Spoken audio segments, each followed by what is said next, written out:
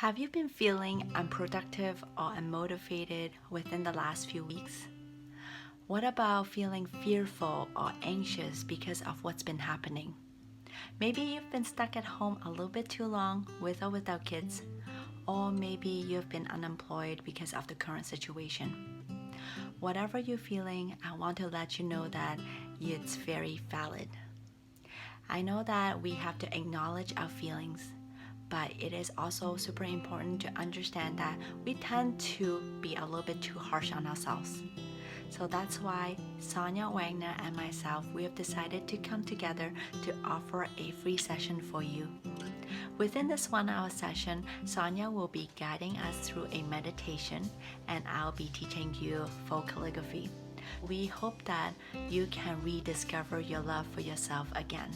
It's so important for us to acknowledge our feelings so that we can let them go. And then we can move on to the next step.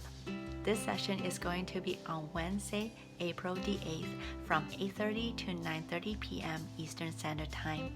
All the information will be included in the link so that you can find out more about it. Sonia and myself really hope that you attend the session with us so that we can help you rediscover your love for yourself again.